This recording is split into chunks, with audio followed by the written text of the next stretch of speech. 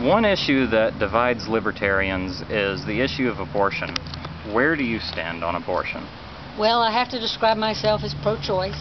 I don't like the division of pro-life and pro-choice because, of course, I want every baby to be conceived and loved and born into a happy, healthy home. But the reality is that's not going to happen. Where I do come down with the right to life crowd is that I think government should stay out of it. That means your tax dollars shouldn't go to fund abortions. So I am a strong advocate of getting government out of the abortion business. I don't think government should be making health care decisions for women, and frequently it is a health decision. And the decision has to be made between the woman, her partner, and her doctor, and government should stay out of it. The Obama administration is clashing with some states that have legalized medical marijuana. Would you seek to repeal drug laws in North Carolina? Absolutely. The drug war is a terrific failure. It's created more problems than it's solved. It's made our streets unsafe. It's corrupted politicians. It's corrupted policemen. And drug dealers are running rampant and making a killing. If the drug war were to end, drug use probably would stay about the same. Ever since we implemented the drug war, drug use has remained pretty much constant. We need to focus on the issue of the medical needs of individuals who get involved in drugs and not make this a legal problem. We have our prisons full of simple drug users. They're not hurting anybody but themselves, which is unfortunate, but we don't need to bankrupt our country and ruin lives over the drug war.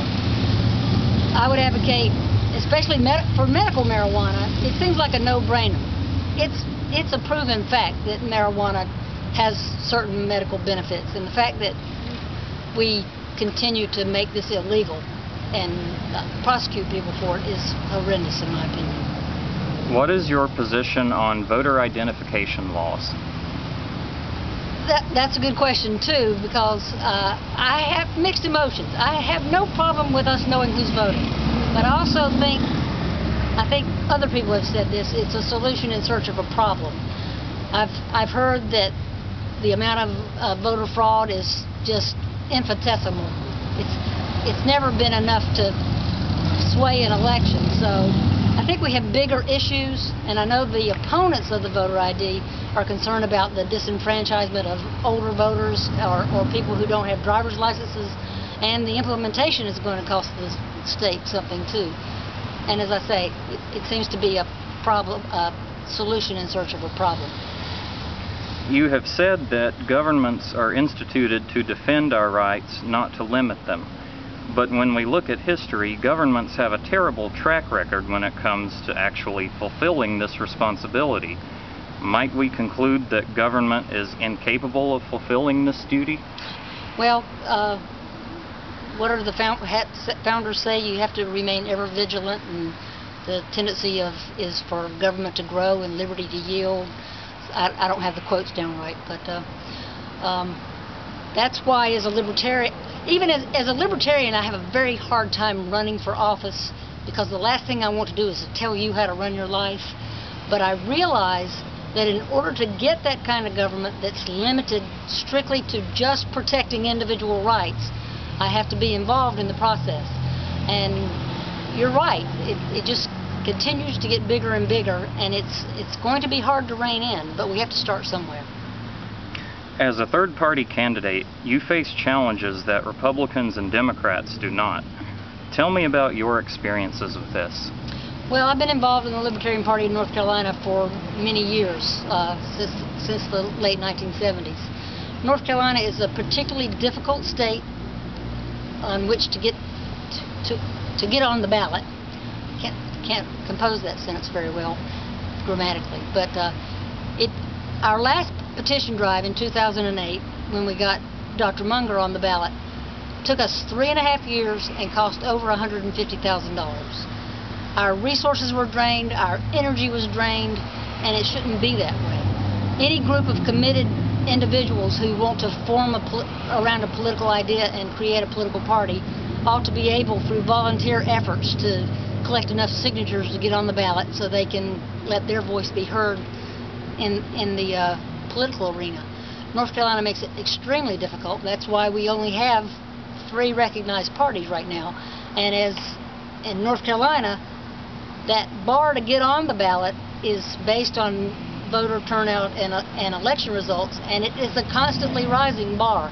And as the elections go forward, the hurdle's going to be so high, no other party will ever qualify for North Carolina's ballot unless they've got millions of dollars like Americans Elect had. We still don't know how much Americans Elect paid to get on the ballot in North Carolina, but we speculate that it was in a couple of $1 million. Those who are sponsoring the gubernatorial debates seem to want to exclude you. What, if anything, will you do to fight for inclusion in the debates? Well, I've contacted the debate sponsors. Beyond that, there's not a whole lot I can do. They're private organizations. I'm not taking them to court. I'm disappointed. I'm disappointed that my two opponents would even agree to debate without me on the stage. I think it's a disservice to the voters of North Carolina not to let them hear from all their options. They may listen to me and decide not to vote for me. That's fine.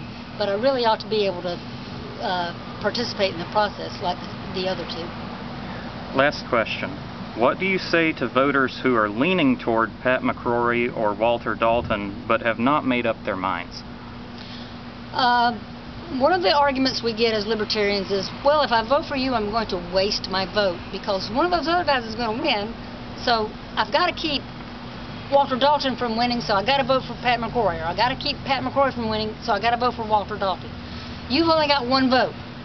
One vote, and no gubernatorial election has ever been decided by one vote. You have to cast your vote for the person you really want to win. If you're voting for Dalton or McCrory because you don't want the other guy to win, they're not going to know that's why you cast their vote. They're going to think it's an endorsement of what they believe. So cast your vote for the person you really want to win. I hope it's me. If it's not me, I'll accept that. But don't cast your vote because you're afraid of a wasted vote. Ms. Howe, it's been a pleasure. Thanks a lot. I enjoyed it.